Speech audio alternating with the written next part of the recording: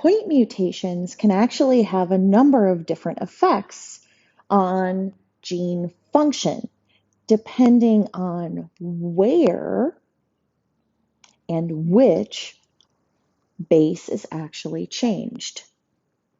Most frequently, there's no effect. We've already talked about how most mutations are neutral. So when there's no effect on function, we call this a silent mutation. Silent mutations happen when the new mRNA codon is what we call synonymous to the original one. So synonymous means codes for the same thing, codes for the same amino acid.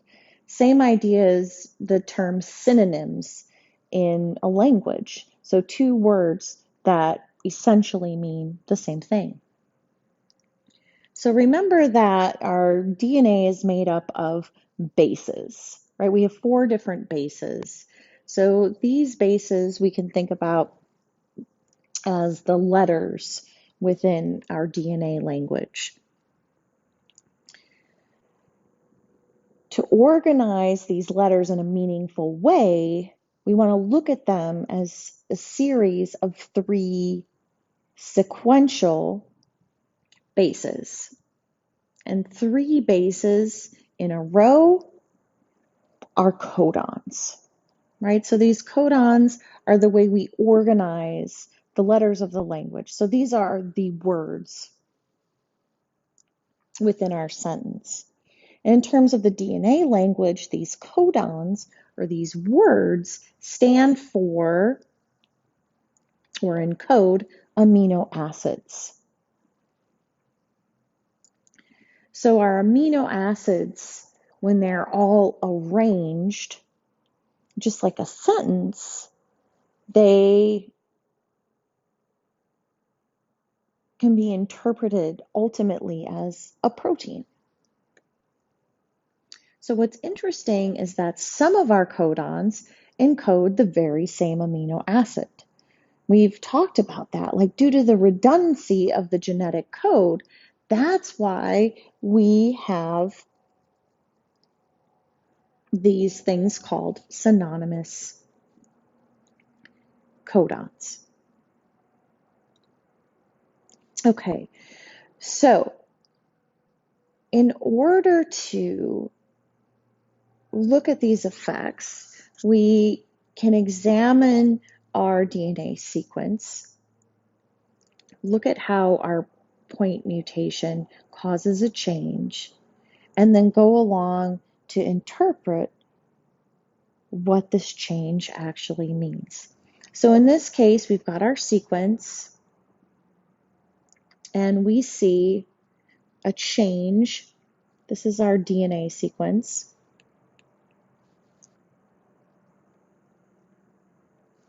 We see a change here in our 9th base, right? We see a point mutation. We started with a G.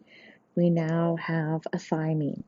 So point mutation, we've got one base substituted for another, the 9th base of this DNA sequence here. And originally we're starting with a purine. We're changing to a pyrimidine. So we can also refer to this point mutation more specifically as a transversion.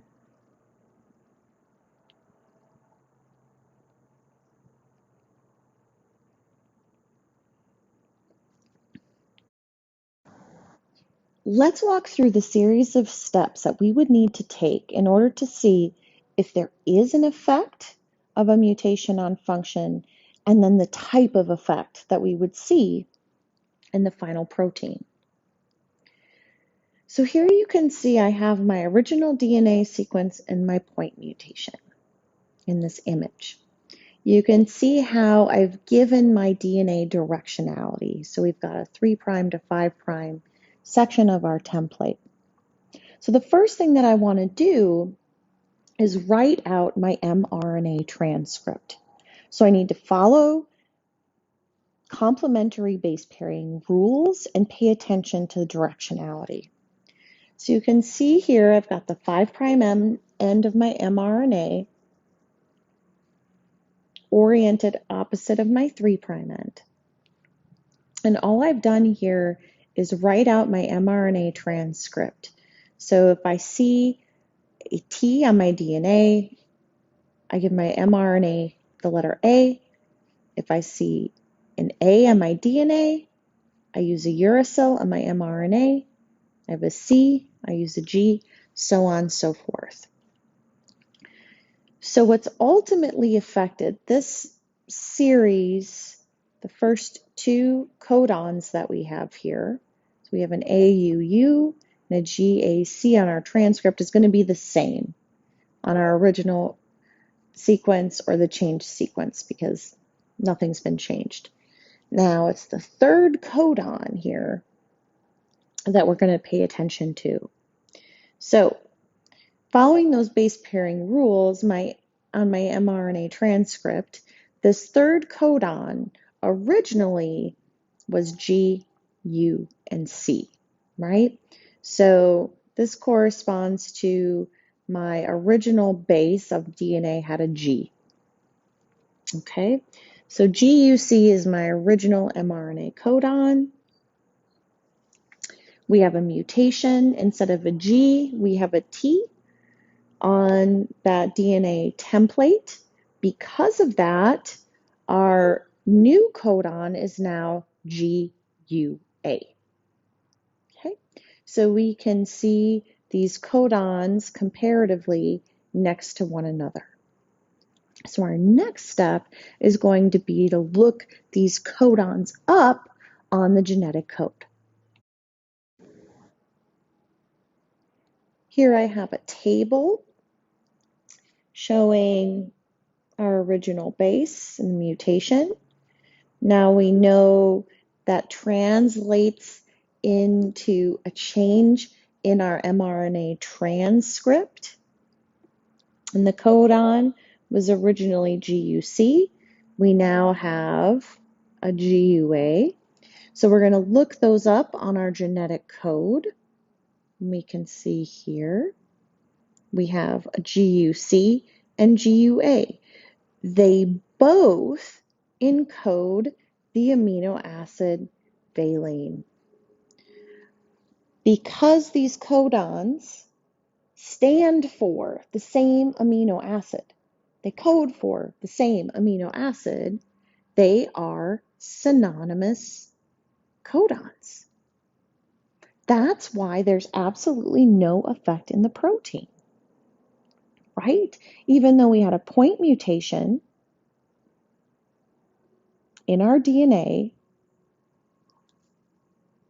that changes our mRNA transcript by one base, it doesn't matter because those two codons are synonymous or they're redundant. They encode the same exact amino acid, which is great. This is a silent mutation. I just want to emphasize one last time how mutations can have no effect. It's all about the redundancy of the genetic code. So mutations may not alter the amino acids coded for by the DNA sequence if you have synonymous codons. So if we look at our genetic code down here, and the way we identify our codon and amino acid pairs, we start with our first letter here, running vertically, right? So we're going to stick with our valine example. So we're going to start with the G. For our second letter, we're going to look across horizontally, right? We see here we have a U. And then our third letter is just kind of listed out as an organized column. Well, what we see when we're looking at valine And we're looking at the fact that we've got 4 codons that are all synonymous for valine. What's interesting is they all start with the same 2 bases. The only thing that they differ in is the final base of the triplet of the codon. So as long as you have a G and a U, it doesn't matter what the last base is because all of those codons are synonymous, right?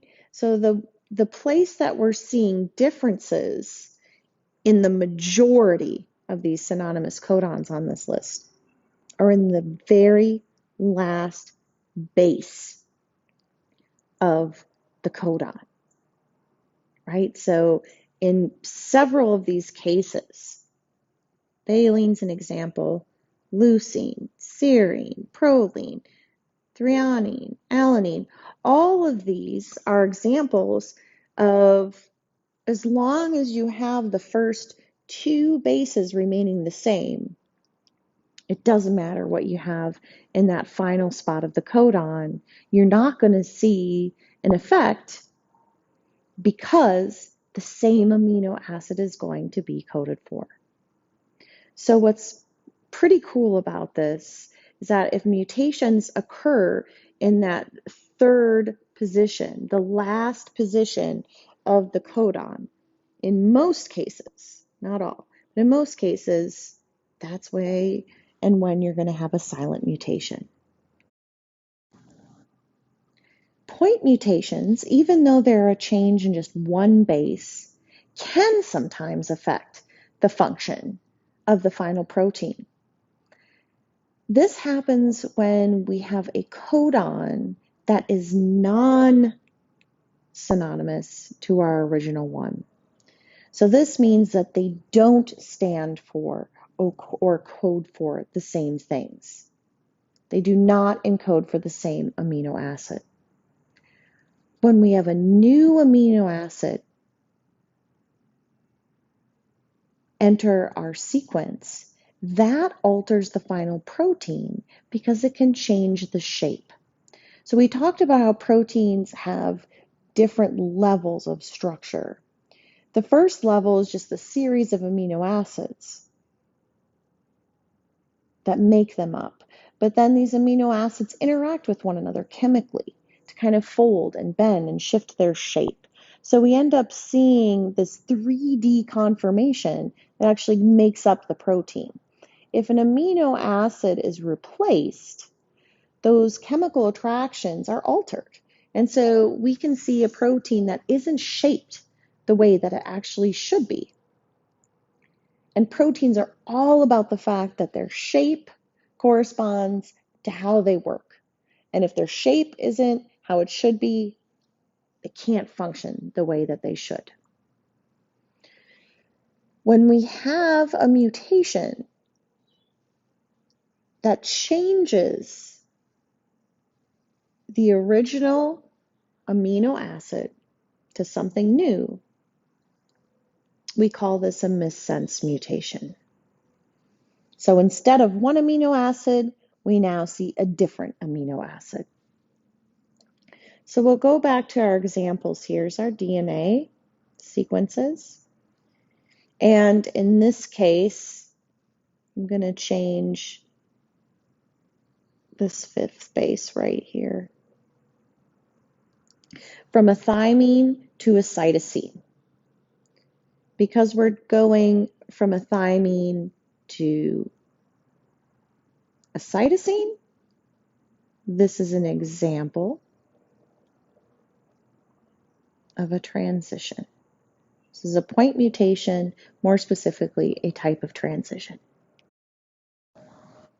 Let's walk through the steps again to actually see how a point mutation, specifically a transition from a thymine to a cytosine in the 5th base of our DNA, right here, where the arrow is going to end up causing a missense mutation. We're going to end up with an mRNA codon that is non-synonymous or encodes a different amino acid than the one that we originally had.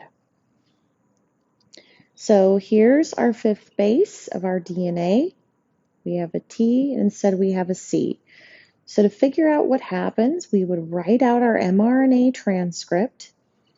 I gave some directionality here just to remind us which way we're going. I didn't do the first codon because there's no change. So I'm focusing on the second codon here. Okay, so originally this DNA template would end up creating an mRNA transcript with a GAC as our second codon. Okay, here's our GAC. If we have a transition from a thiamine to a cytosine, we look at our new codon. Here's our second codon. That's our new one. It's now GGC. So our next step is to look both of these codons up on our genetic code. So originally,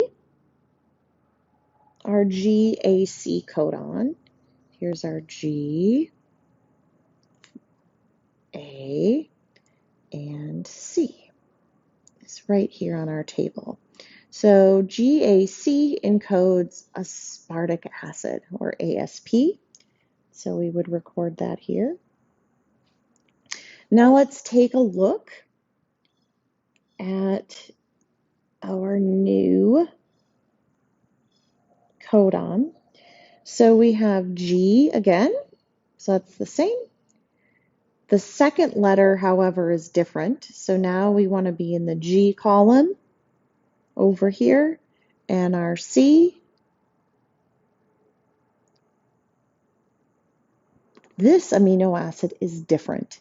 We now have glycine, where we should have had aspartic acid. So because we have a different amino acid, because of this mutation, the two words we have here, this is a missense mutation, because we have a new amino acid that's different than what was originally encoded. And that's because we have non-synonymous codons, right? The amino acids are different. So taking a look at our genetic code, it should become apparent to you that mutations or changes to the first or second base in a triplet or codon are going to end up having different amino acids. Shouldn't have produced here. I should have encoded. As amino acids are made, they're available in the cytoplasm. So taking a look at this, the most important base is our first one, right? So this is our vertical line here. And we can see that depending on which letter we use, we're already going to be in a different grid within our table. So we're already seeing a different amino acid. So we're dealing with non-synonymous codons. And then what separates the table further is once we're starting with our first letter, Once we change the second letter horizontally, you can see that each of these boxes, we're dealing with a different amino acid. The redundancy of the code, or the flexibility, if you will, really is in the third final base, where you actually have synonymous codons. So we have a final specific case of how a point mutation can affect function when we have a codon that is non-synonymous to our original codon, but rather than encoding a different amino acid, we actually see a stop codon. So remember that stop codons do not encode amino acids, but rather they signal for a protein release factor during translation so that translation stops, right? Everything just ends.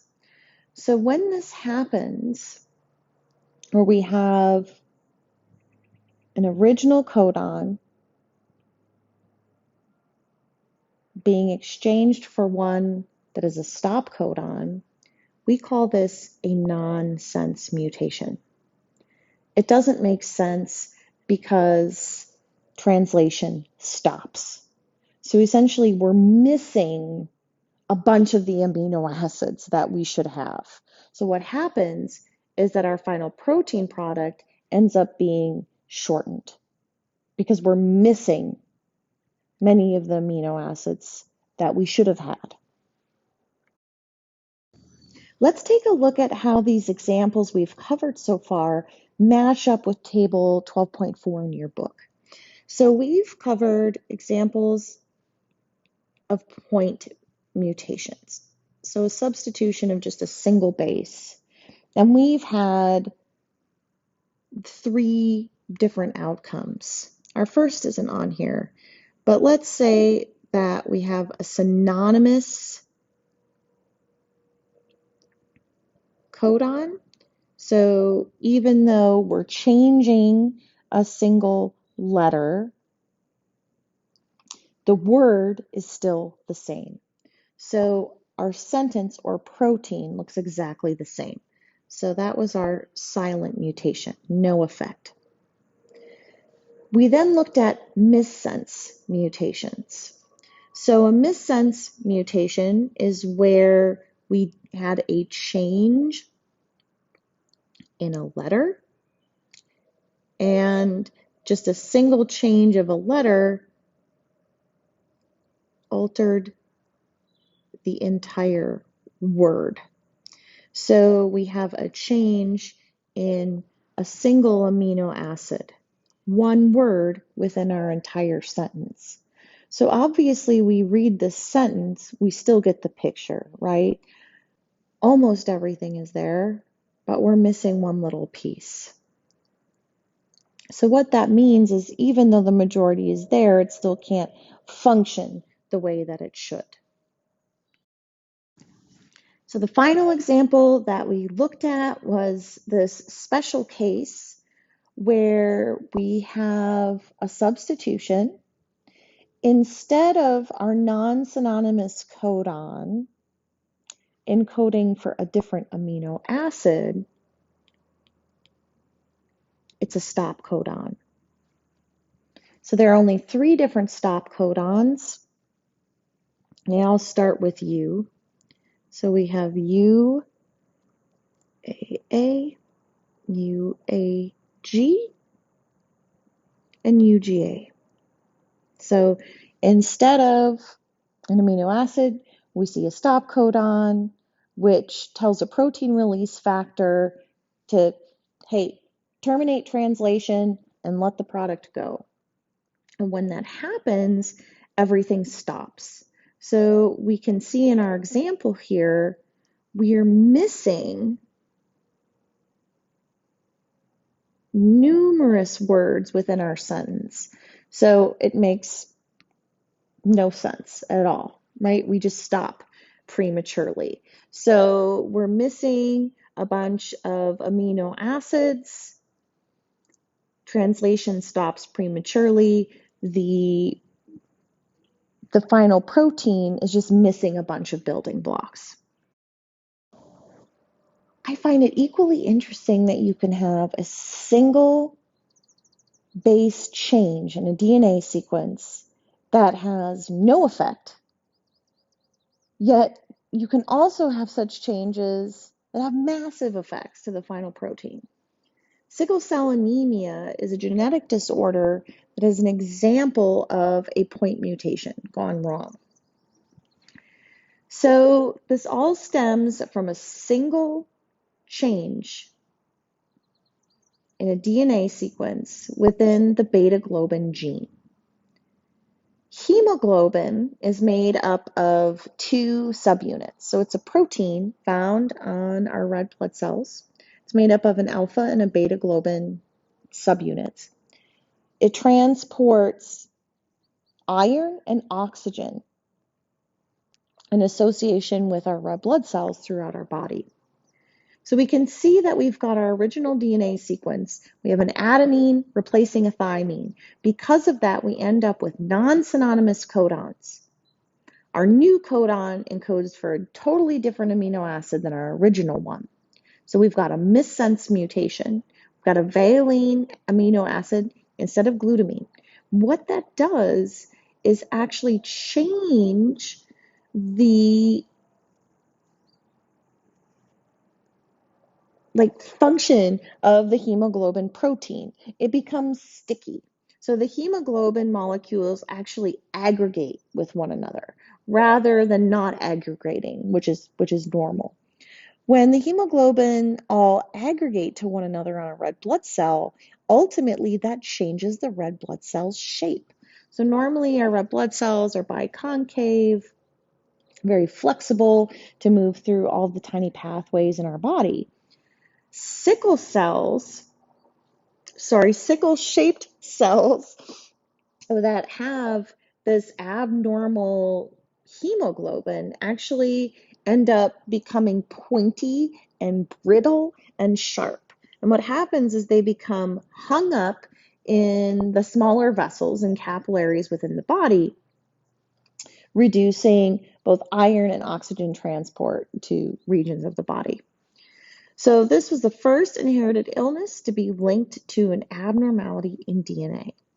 Interestingly, this disorder sticks around because the heterozygous condition is beneficial. So individuals that have just one mutation are immune to malaria.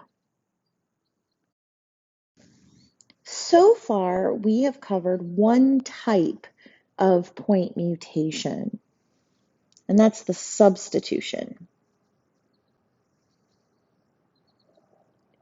So in our previous examples, we have substituted one base for our original base. And there are two other ways that DNA can change with regards to just one base in the sequence. We can delete a base from our original DNA sequence. So this is called a deletion. Or we can add a new base. So this is called an insertion. So in either of these examples, rather than just replacing a base, we are either removing or adding a new one. Because of that, we make the sequence either one letter shorter or one letter longer. You can imagine how that then alters the way our sentence is going to be read. So this causes what's called a frame shift mutation. So our ribosomes, we've already discussed, read the genetic code in triplets, right, as codons. So that number 3 is really important. It's the way that the information is organized. So any changes that are not in multiples of 3 alter the reading frame. Reading frame, all that means is the sequence of amino acids that is read by those ribosomes during translation. So it's just the organization of amino acids, how it's read or interpreted. And anytime that the series of amino acids are changed or altered, the way that the stretch of DNA and ultimately mRNA transcript is read or translated, it's when we have what's called a frame shift mutation. Let's look at an example to better understand what reading frame really is. So I have a series of 15 bases here. We can read this series of letters in 3 different ways. So each of the different ways is called a reading frame. Reading frame is simply the way we read the series of information. And the way we read that information ultimately affects the protein that's made because it involves a different series of amino acids. So we always have to read the letters 3 bases at a time. We've covered that because that's our codon. That's our word within our sentence that encodes the amino acid. So the first way we can read this series of letters is the correct way. Starting at the very first letter, the very first base, transcribing these bases into our corresponding mRNA transcript. So we're going to read the codons in the following order. When we do that, we can see the corresponding amino acids. So this would be the correct reading frame. First reading frame beginning at the very first base, following our sequence progressively. Our second reading frame, we would begin reading this series of bases instead of in the first position. We're going to start with the second base. So we're totally disregarding this first letter. We're going to look at this string of letters the same way we always have to have 3 together when we look at our codons. But when we do that, we have a series of 3 codons because these are left out. And what that ends up encoding in terms of amino acids is very different than what we saw in our first example. Finally, here's our third reading frame, right? So you'll notice that because our codons are made up of 3 sequential bases, there would be 3 places where we could start in terms of reading them. So our third reading frame,